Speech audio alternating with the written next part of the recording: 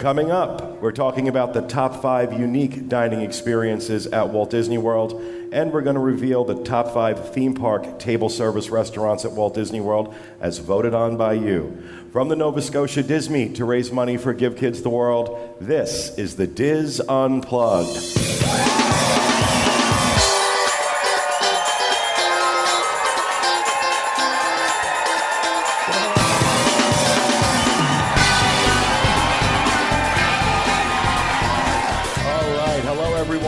Welcome to the DIS Unplugged, coming to you from the Nova Scotia DIS meet to raise money for Give Kids the World. I'm your host, Pete Werner, joined at the table this week by my good friend, Sean Thompson. The lovely Kathy Whirling. The effervescent Teresa Eccles. The radiant Jenny Lynn Knopp. And back in the at the production table, it's not a nook, you're out of the nook, but back in the production table, our associate producer, Craig Williams. Yeah. And of course, our producer, Dustin West. So it is so great to be back here in Nova Scotia again, the third year that you're doing this incredible meet to raise money for Give Kids the World. My second year here for Teresa and Kathy. It's been all 3 years. And we're family. We're family. Yes, we are. We're family now. Well, it certainly feels like that when we come up here. The welcome is so warm, and it is such a beautiful place. I know I convinced some of my fellow Americans to come on up for the trip. Was I lying about Halifax? Is this not gorgeous here? It is absolutely beautiful, and the weather is incredible right now. We left Orlando at 4:30 in the morning on Thursday, and it was 85 degrees with 90% humidity. So we got off the plane here. It was like, oh, this is great, which is the experience you have in the winter when you come down to visit us. But it is wonderful to be here. Before we get started, I have got to say an incredible, heartfelt thank you to Evelyn McNamara and her team for pulling this off again.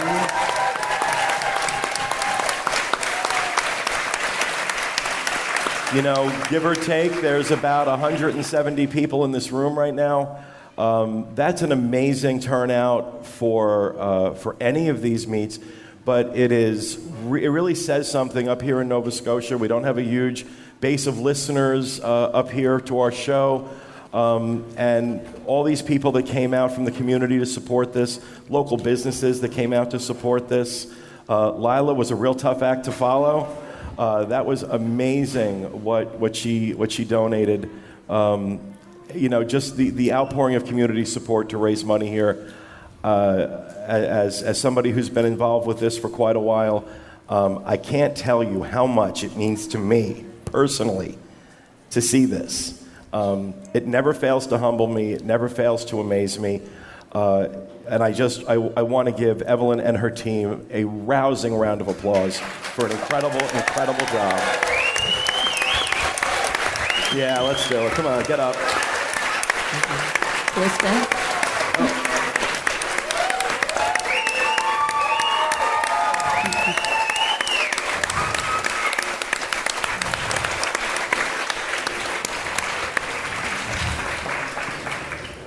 Oh my! And I'm being given hand signals, which, if I am interpreting them correctly, we have raised $10,000.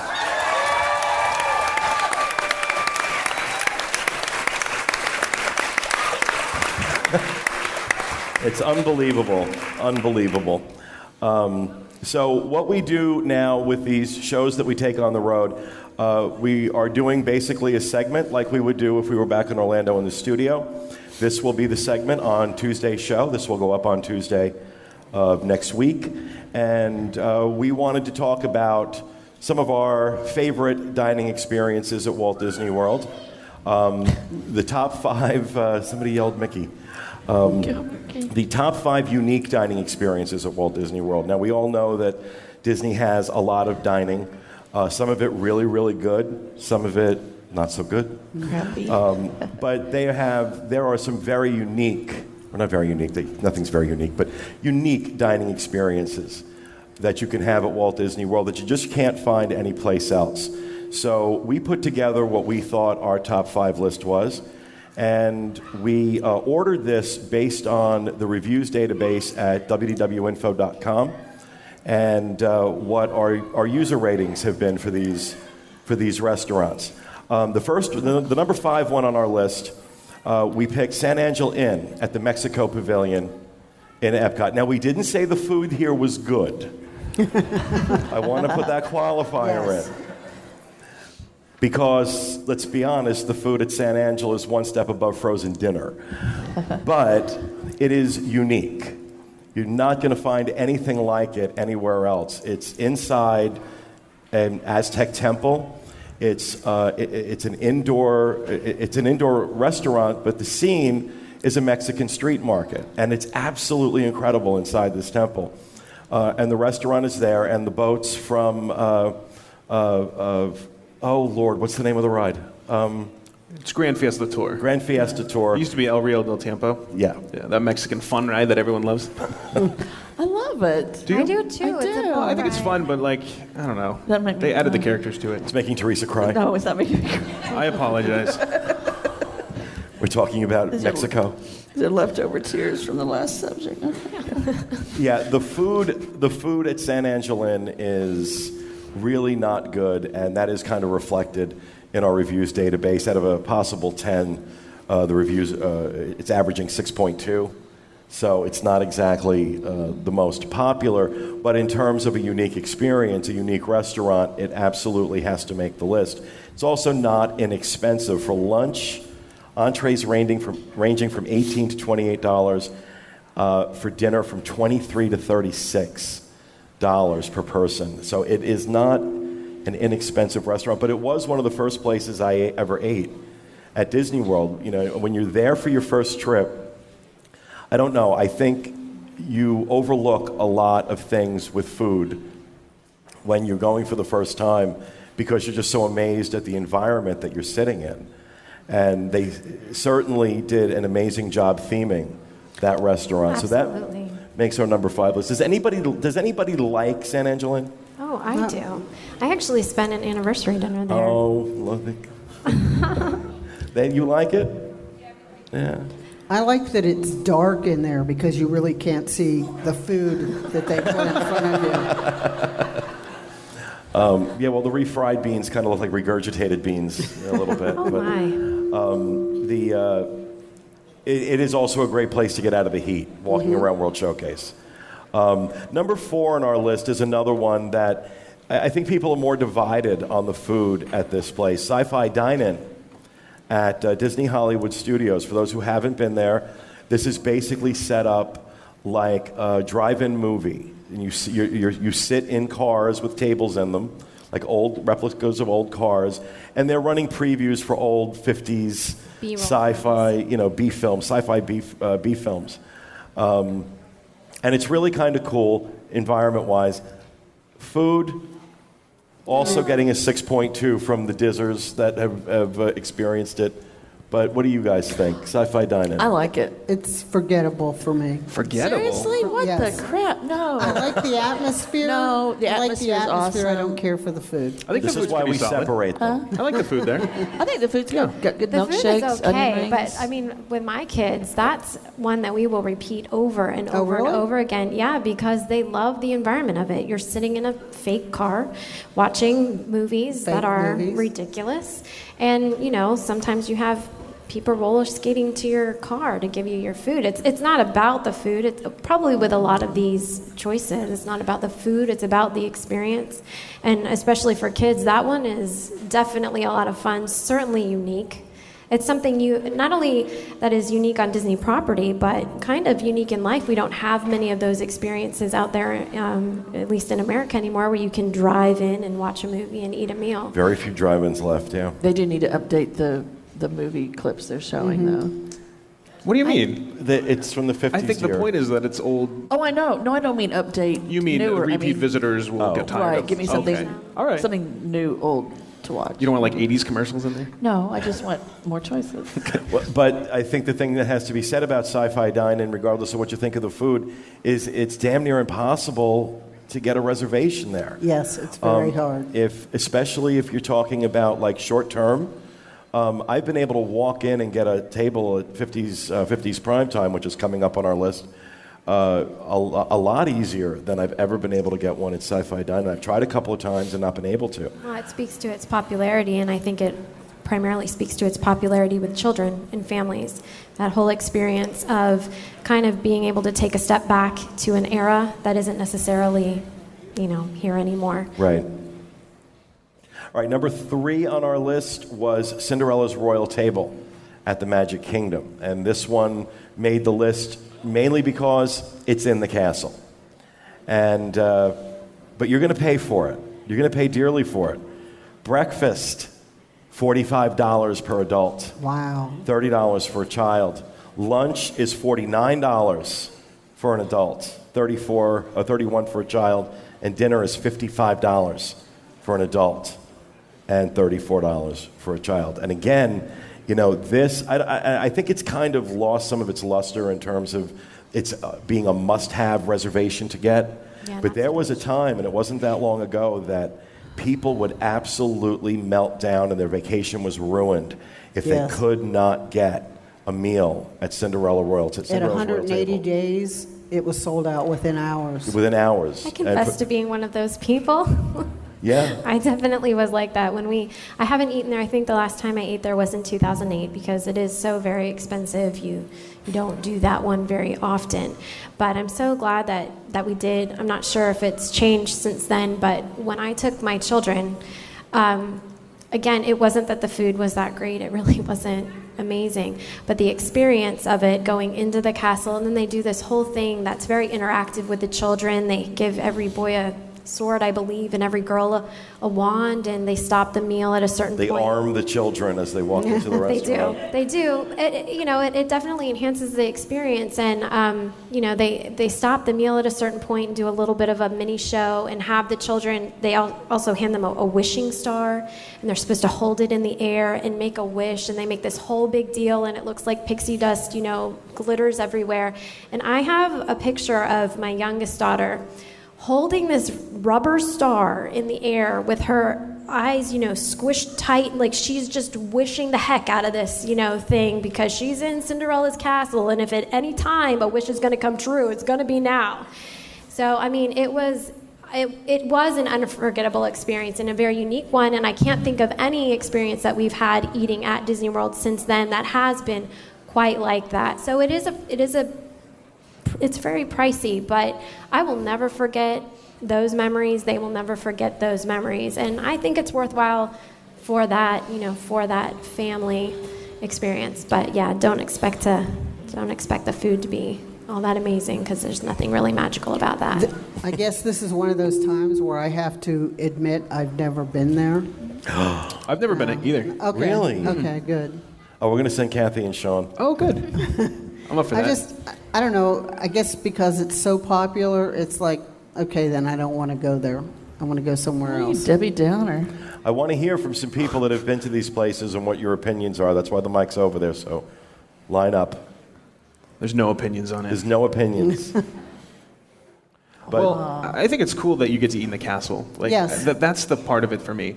Like, I'm sure that the show is cool and the kids stuff is nice, but now I don't know. Can you see out the windows? Can you? Yeah. There's a view out. Okay, yeah. I think that's really. I mean, cool. it's not a great view. It's kind of it's all stained glass and stuff, but still, Okay. yeah, you can. Yeah. And it is, at least as far as Disneyland in California and Disneyland Paris, neither of them have restaurants in the castle. I don't know about Tokyo or Hong Kong. But so that also makes this unique. But like I said, where it was a few years ago, where it was it was crazy. the must-have, that's kind of died down. And what do you think? What experience has replaced Cinderella Royal Table? Be Our Guest. Be Our Guest has definitely, but we did not put that on our list. We did not put Be Our Guest on our list because while it's cool, and it is definitely different, it wasn't what I considered to be, overly unique. Yes, it's in Beast Castle. It's awesome. But in terms of like when you think about Sci-Fi Dine-In, San Angelin, we felt that. But couldn't you picture like a character breakfast and Be Our Guest with the theming? I don't know why they haven't done that yet. Yeah, or some kind of hard ticket event at night, like a ball in Be Our Guest. I think that would be awesome with the theming. Ooh, look at Yeah. you coming up with the creative Yeah. ideas. I would Okay, so Disney, be it there was in my mine. little ball gown. That Yeah, would definitely. wouldn't it? Oh Wouldn't it be yeah. fun? So would I. Number 2 on the list is a perennial favorite, I think, for a lot of people. 50s Primetime Cafe at Hollywood yes. Studios. Absolutely one of my favorite restaurants. Earned a 7.8 rating from Dizzers on in our review database. $13 to $22 on average per person, lunch and dinner. A little bit more reasonable than some of these other ones. Personally, one of my favorite things to eat at Walt Disney World is the fried chicken Yes. from 50s Prime No, Time. it's the meatloaf. It's Or the meatloaf, yes. And the way they treat you, they belittle you and make fun of you. It's like being around me. I know, I love it. It's like being at home. I The mean, one- nothing better than watching them shove green beans down my husband's face. It Okay, well, just- this was one of my favorite moments in that restaurant. My nephew James had been down in Orlando visiting me, and I want to say at this point he was about 13, 14 years old. And what they do at this restaurant, for those who haven't been there, is it's like your aunt or mom is serving you, or your uncle or your cousins Yes, Your cousins. cousins. are serving you your dinner, and you've got to eat all your vegetables. And so I hate vegetables. And in this, we get somebody else joining me in the hatred of vegetables, right on. Unless you deep fry them. Cover them in fat, and I'm there. But the string beans, let's just say these string beans were cooked to within an inch of their life. They were like mush. And if you don't finish your string beans, they'll like put you in the corner, or they'll like, do all sorts of funny things to embarrass you. So I distracted my nephew and made him look the other way while I dumped all of my string beans, my green beans, onto his plate. And when the waitress came back, I said he's not eating his green beans. So he got eviscerated in this place, and he still talks about that. Like this is like a good 15 years later. But something to do to your children. Yeah, and the theming is amazing. The theming is You're amazing. waiting in the living room bar area while you're waiting for your family to be called. They call you into dinner. It's like grandma's house. And they or- make you set the table. Yeah. They actually have items in that waiting room area that were actually in my grandparents' house. Oh, honey, they're still in my mom. Encyclopedia Britannica is still in Yeah. my mother's house. I All can- that stuff. It's very strange. I can remember the one time we went with a bunch of the travel agents from Dreams, and we had the most awesome waitress. And Kelvin called Teresa on the phone, and she sat down and talked to Kelvin about She what did. was he She took making my at phone home. away from me and was talking to my husband on the phone. It was weird. Yeah, they don't like it when you're on your cell phone. Going with my mother-in-law, who doesn't want any interaction at all, it was hilarious because she's just sitting there like, she's in the worst place in the world, and they just picked her apart. It was great. And this is all, this is all supposed to be like a 50s sitcom television kitchen, basically. So they've got a television at the end of the table where they're playing clips from old 50s and 60s sitcoms, ones I'd never heard of. Like a lot of I Love Lucy knockoffs. Yeah. Donna Reed, I think, is on there, and also have, I love. I Married Joan. I Married Joan. Yeah. They have old Mickey Mouse Club, the Mickey Mouse original Club. Mickey Mouse Club clips. Yeah. The one with Yeah. Justin Timberlake and Britney Spears. No. Going back to Annette Old me, Funicello. not old you. Okay. I always get yelled at for having my hat on in a restaurant. Yeah. Yeah. But I do it on purpose because it's almost funny when It is. the lady A comes lot up of and people, I yells think, will do that. They know what they're going to get yelled at Your about. elbows on the at you. table. Yeah, you can't have your elbows, no cell phone, like you said. But 50s Primetime is one of the places, in my opinion, where that theming is fantastic. And the food is good. It's a very unique experience, and the food is actually good. It's kind of like a dinner show without the show. Because, the servers are all playing characters, as they would if you were in a dinner show. But Yeah. you don't have the show, or the show It's almost is, like performance art, yeah, in a way. It's great. The number one unique dining experience at Walt Disney World, according to us, Hoop-de-Doo Review at Fort Wilderness. There is dinner theater anywhere you go. There is no dinner theater like this. And it is, I believe I'm correct in saying, the longest running dinner show in America. This has been going on since the 70s. It has been running perpetually since then. This is at Fort Wilderness Campground, which is right near the Magic Kingdom. It's a little bit of a pain to get to if you're not staying there, because you have to drive into a parking lot and then you have to take a bus. You're really not allowed to drive into Fort Wilderness unless you're at a campsite or a cabin. And so you've got to kind of take the bus. You've got to budget some more time for this. What we tell people to do is that plan that for a day that you're at the Magic Kingdom, because you can take the boat launch right from the Magic Kingdom to Fort Wilderness, and it's a short walk over to the Hoop-de-Doo Review.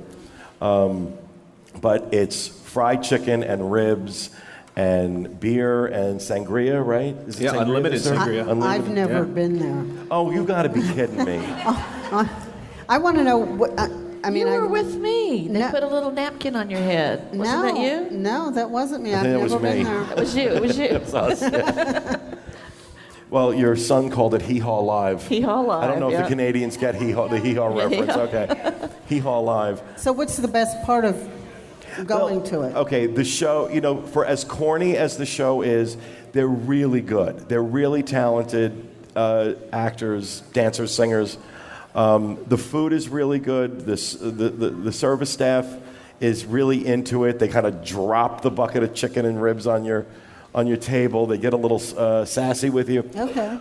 It's just this great environment and experience. The food is good. The entertainment is good. I don't know anybody who walks out of it saying, No. I wish I hadn't done that, or that wasn't worth the money. You laugh your way through dinner with your family. Yeah. I mean, what's better, right? Yeah, laughing my way with your family, I guess. I don't know. Prices, again, not necessarily inexpensive here. Prices are ranging $55 to $70 per adult, depending on where you're sitting. $28 to $36 per child. There are 3 tiers. You can sit in tier 1, which is right on the floor, which is where you want to sit. And then the other 2 tiers are up in the balcony. So, if you're antisocial, you want to sit in the back? Well, if you don't want to get picked on, you probably want to be up in the balconies, tier 2 or tier 3. Dustin, when he was a kid, there's a part in the show where they pull up a kid and, was it making you be an Indian or something? You have to be like the sheriff. The sheriff, okay. Right. So how old were you when you got picked for that? I had to be like 8 or 9 years old, maybe. 8 or 9 years old, he got picked to be the sheriff. And then when we went back and did the 7 and 7, Right. 7 resorts and 7 nights, and we did Hoop-de-Doo as part of that when we were at Fort Wilderness, he gets picked again, same part of the show, but Oh, you were wow. the... At this point, I was the Indian chief because I was a male over 18 and I had to like cry for Davy Crockett's death. And the way he did it, if anybody who was at the New Jersey meet, we all discovered that Dustin has a real talent for improv comedy. He stopped the show, and he did the same thing at the Hoop-de-Doo Review. He was actually so funny that the other actors, the guys that are acting in the show, The ones that got paid to do it. the ones who were being paid to do it, were like trying to hold back. You could see them holding back their laughter. It was really, really funny. So if you don't want to get picked for that, you want to be in tier 2 or 3. But down on the floor is where you get all the action. They kind of come out into the audience and do stuff. Really, really good. Great for families, great for kids. That is our number 1 unique dining experience at Disney World. We did add in, as honorable mentions, Be Our Guest restaurant, the Garden Grill over at the Land Pavilion at Epcot, because that one it's a rotating restaurant that is actually like you're viewing scenes from the Living with the Land attraction as you go around. So that's kind of cool. That surprised me that in our reviews database, an 8.3 out of 10 for the food there. I don't know what these people were eating, but it wasn't what I had there the last time. It wasn't very good. Also over at Fort Wilderness, Mickey's Backyard Barbecue, which the kids really love, but I haven't heard too many people say they really like the food. Isn't it coming out of the same kitchen as Hoopty Doo? I would think so, but it doesn't get. I hear a lot of people complain about the food. Not eating outside, that's kind of. So Haven't done that one either. I haven't. I haven't done that either. Okay. That's one I haven't done. Okay, I feel better now. I've tried a couple times and I couldn't get reservations. But all right, so on Thursday, we put up a poll. We've been asking people on the show over the last several months to rate their favorite restaurants, their favorite table service restaurants at Disney theme parks in Orlando. And what we did is we took the top 2 vote getters from each theme park and we put them into a big poll to find what the best table service restaurant in a theme park at Walt Disney World was. Based on your votes, number 5, 50's Primetime Cafe, with 11% of the vote, which I thought was pretty good. Pretty good. We had over 1,500 votes in total for this, so it was a good turnout. Number 4, this one I don't understand. I mean, it's good, but I don't know that it deserves to be the 4th best restaurant at Walt Disney World, Via Napoli.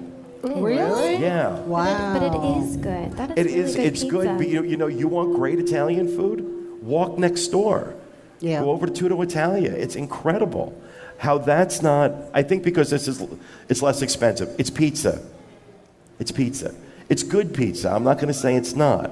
It's the best pizza on Disney property to be sure. Mm-hmm. But why it ranks number 4, I don't know. I think it really appeals to families. For somebody who wants to go and explore Epcot with their children, there's not a lot that's maybe as accessible as going into the Via Napoli and getting pizza and the other traditional Italian dishes, whereas the one right across from it, and it is slipping my mind. Tutto Italia. Yeah, Tutto Tutto Italia. Italia. That might be a little less accessible for families with children. I think along those same lines, it's just more casual. Like for me, Tutto Italia just seems so fancy. I mean, you go inside and it's casual. But it's environment. Epcot. You can walk in flip-flops. No, and but you're- it's decorated kind of. There's like Italian murals and stuff. It's a little bit more. I agree with that because I have been to both, and I've been to both with my children. And you do go to Tutto Italia, and it's a little bit more of a stiff type feeling. Oh, yeah, I agree with that. Especially when you have young children, you kind of are sensitive and conscious about that. You're a little bit more concerned about whether you're disturbing the other people in the restaurant. It's not so much in Via Napoli because it's really loud and boisterous. It's loud. There's big ovens. There's windows Yeah. everywhere. Yeah. There's big wooden tables. Big It's just ovens. It's a fun. lot more, you feel a lot more comfortable if your kids need to get up and kind of Yeah. walk around. You would not feel that way in Tutto Italia. It's very sit-down, yeah, it's kind formal. of sit down and. So I agree with what Dustin's saying, probably just from the aspect of the kids. It's a little bit more kid-friendly. Right. Number 3, and the difference between the number 2 restaurant and the number 3 restaurant literally was 2 votes. Le Cellier comes in at number 3 at the Canada Pavilion at Epcot with 14% of the vote. Anybody been to Le Cellier lately? Okay, a few of you? Yes. What do you think of those prices? Oh my. Those prices have gone through the roof. Again, this was one of those restaurants that it was almost impossible to get a reservation at. I mean, people were trying 6 months in advance. You can, for those who don't know, at Disney World, they open up dining reservations 6 months in advance is when you can start booking them. And this restaurant, at the 6-month window, sold out. Couldn't touch it. Within hours, again, they were Yeah. sold out. And then what they did was they made it a 2-table service credit restaurant on the dining plan. And that helped a little bit, but not enough. So what they then did was jack up the cost of a steak to $50 for a New York strip. $50 for a New York strip. I mean, it's expensive. However, that being said, it was a $50 New York strip that I ate, and it was worth every penny. It was so good. Well, Teresa and I went that time with Evelyn, and we had a plate of veggies that was like, what, a zucchini, and it was like 5 things on the plate, and that was $28. It's like I could have bought 4 grocery bags full of veggies for that. It was good. It was kind of frou-frou-y and, and it was all right. But for $28? No. Okay. It's also an extremely small space. So It they is. cannot accommodate many people at once. This is probably why there's such high demand, because it just doesn't accommodate large volume. Well, years ago, before it was Le Cellier, it was basically a cafeteria. Oh, really? Yeah, and it was terrible. Huh. Terrible. And Canadian cafeteria? It was awful. The food was horrific. And they closed it down and said they were making a steakhouse, and they opened it up as Le Cellier, and it was immediately popular from the moment it reopened. Congratulations, Canada. And I, like I said, it is a very, very expensive meal to have. But with that said, tremendous steak. Really, if you want a great steak, it's the only place in Epcot where you're going to get a great steak. Of course, you could take the walk outside of World Showcase over to the Yacht Club and try the Yachtsman, but I got to be honest with you, I found the steak at Le Cellier better than what I was getting at the Yachtsman. So that's saying something, because I love the Yachtsman. I'll also say that I think it's one of the best themed restaurants in World Showcase. Oh, it's incredible. It's beautiful. Once you get past the fact that there's not a lot of space in there, and once you get actually into the door, it's absolutely gorgeous in there. It completely transports you. You feel like you are in a cellar somewhere under a fancy building somewhere in Canada. And even though it is small, it is cordoned off into all the different sections of the different provinces. And the last time I ate there, I was in Nova Scotia, so I was very proud to have sat there. Okay, so in Canada or Nova Scotia, do you guys all eat in the basement or in the cellar? Is that representative of Canada? Okay. Is that a thing? This is also one of those restaurants where you want to be here on a hot summer day, because it is dark, it is cool, it is comfortable. I find that when I go to Le Cellier, especially during the summer, it's 6 to 5 and pick 'em as to whether or not I'm going to start to nod off. Because when it gets dark and cold, you want to go to sleep.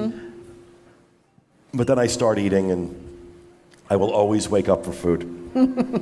Clearly. All right, number 2. What do you think number 2 was? Beer garden. Oh, yes, the beer garden in Germany. That was it. Why did that not make the list? I don't understand know. it. What do you think, number 2? Liberty Tree. Have you been to Disney World? Number 2 was Hollywood Brown Derby over at Disney's Hollywood Studios. And this is the last remaining Hollywood Brown Derby in the world. And one of the things that impresses me about this is that all of the standards, all from how food is prepared to service, is all consistent with the original Brown Derby that existed out in California in the 40s and the 50s. It was the hot spot for all the stars. This was the place where they started doing caricatures of famous people and putting them up on the wall. Hollywood Brown Derby has most of those. Some of them are originals that they have. Some of them aren't. But this is a seasonal menu that changes. And brilliant chefs, brilliant food. I've never been disappointed with a meal at the Brown Derby.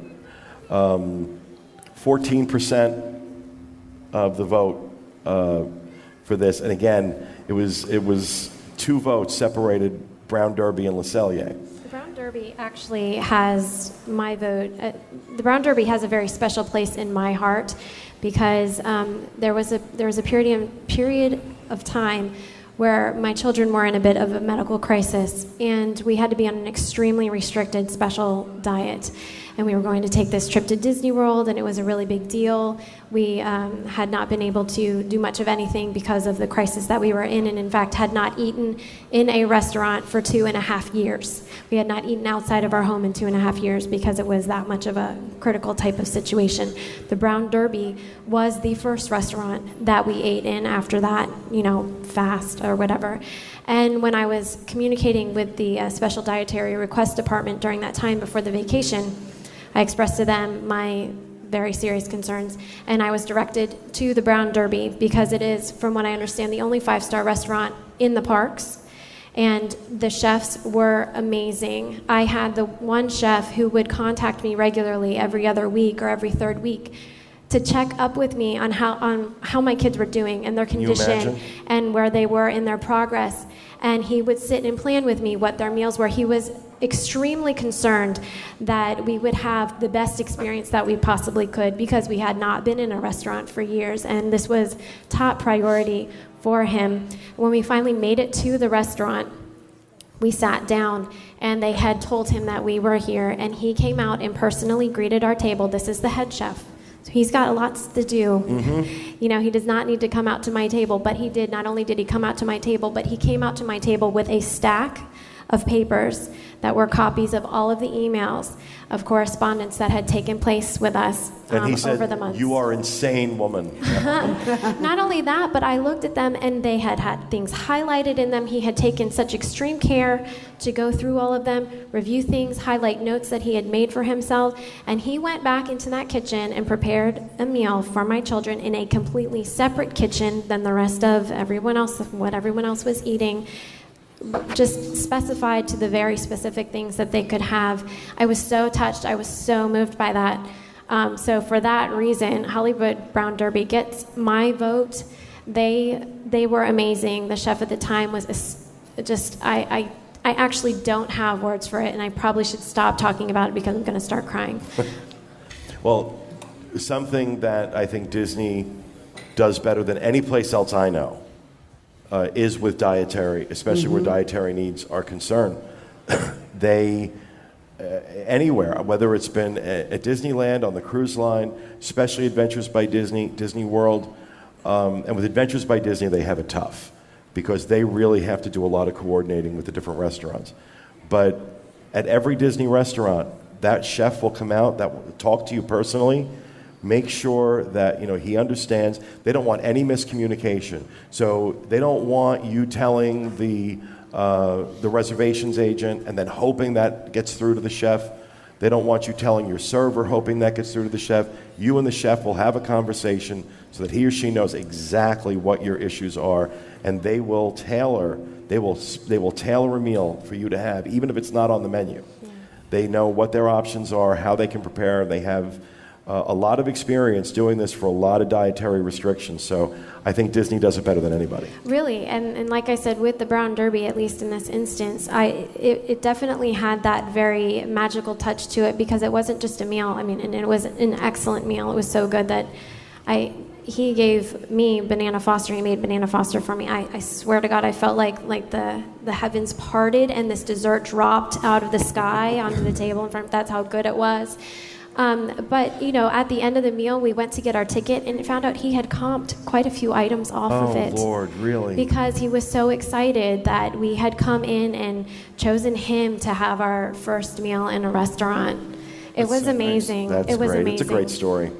I also just briefly wanted to say that I think, and we've mentioned it before, but I think out of all of the restaurants at Walt Disney World, Brown Derby is one of the few I think could actually exist out and about in the rest of the world, in the real world. Exactly. And it did at one point. It did at one point, yeah. But I think it still could. All right, and finally, the number one restaurant, theme park, table service restaurant at Walt Disney World is voted on by our audience by a wide margin. Be Our Guest with 25% of the vote.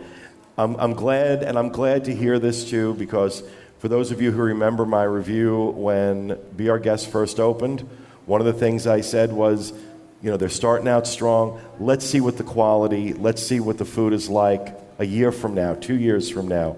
And it's still, I tell you, I ate there not long ago, and dinner and lunch, and we had an amazing meal. I know some people have not had as much luck. Has anybody had a bad meal at Be Our Guest? Has anybody been to Be Our Guest? Oh, we got one hand back here. Well, why don't you come up and talk to us? I've got a microphone here. Tell us your name and where you're from. My name's Craig, and I'm from Halifax. We ate at Be Our Guest in December. We ate there twice, lunch and dinner. We really liked the dinner, but the lunch was just iffy. I don't know if they were having an off day or if it was really busy, it was super packed. We managed to nag a reservation, luckily, so we didn't have to wait in line. But we just found the food was a little bland, a little off. But we really liked our dinner. Dinner, our dinner, the last dinner we had there a few months ago was outstandanding. Yeah, no, it was phenomenal. The and atmosphere was great. I was really happy that. Now, was that your first time eating there? Yeah, I was really happy to see that they kept that consistency. They kept the quality. It was really, really quite good. Like I said, lunch is definitely not going to be as robust as dinner, but if you're staying at Walt Disney World and you want to experience Be Our Guest and you can't get a reservation for dinner, as a resort guest, you can get lunch there. What is it? beourguest.disney.com is the URL, and you just put in your reservation number. Do I have that right? beourguestlunch.disney.com. You put in your reservation number the day you want. It's actually a different number than your reservation number. There's a trip planning number when you pull it up on the website for your reservation that you have to put in there. And that It must have throws recently changed It because throws a lot of people that it's a different number. I was positive it was my reservation number when I did it. Well, it could have changed. But anyway, if you're a Disney Resort guest, you have access for lunch. And you actually have the ability to go ahead and pre-order and prepay.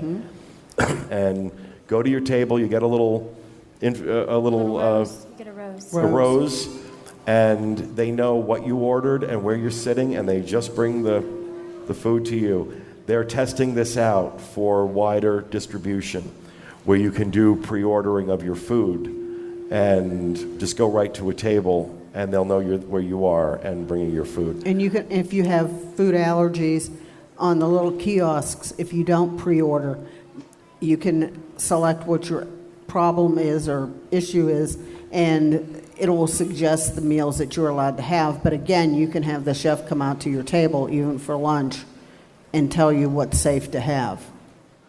So you can start the process and then talk to the chef. I'm certain that the main appeal of Be Our Guest is more so than any other restaurant that I can think of on Disney property. Even Cinderella's Royal Table, which is very grand and majestic, and you do feel like you're in a castle. But you go in to Be Our Guest, and you feel like you have walked into the movie. Yeah. That ballroom looks exactly like the ballroom in the movie. The West Wing looks exactly like the West Wing in the movie. It's funny you say that because, anybody that listens to the podcast knows I haven't seen many Disney movies. But when they built that, I had to see the movie because I knew it had to be based off the movie. And because the first time I walked in, I hadn't seen the movie yet, I just had tears in my eyes and got goosebumps because it was just such a beautiful space that I'm like, there has to be a story behind it. And then I watched the movie and understood what was going on. It really is. You feel like you have walked in the movie. You see the snow falling in the background of the ballroom. And then the West Wing just gives me chills. Yes. And then you have the interactive elements as well when you're walking through the hallway with the knights, the armor on the sides, and they're talking to each other. So you even get that enchanted feel. It's just a really incredible experience. I think it's one of the most unique and should have been on that list too, but Oh, she's getting all bitter and whatnot. But, look, Be Our Guest in specific and New Fantasyland in general is a great example of Disney Imagineering at its best. Even if it took them 14 years to build all of it. They did an amazing job, and it looks incredible. What was it? What party were we there for? Was it like a Halloween or a 24-hour party. Was it the 24-hour party? It was the 24-hour We were just party. kind of walking through New Fantasyland, and a cast member came up and said, "Do you want to eat at Be Our Guest?" We said that's a yes. Yeah. And we got a table. It was 6 of us, too. It was like a big group. And so every now and again, little magical things like that can happen because it's Disney World, and that's what they do. But that is going to do it for this episode of the DIS Unplugged. We hope you enjoyed it. We'll be back with you again next time. Take care, everyone, and thank you, Nova Scotia, for another incredibly successful meet. It has been a pleasure to be here, and we really hope to see you all here next year. Thanks very much, and we'll see you again next week. Take care, guys.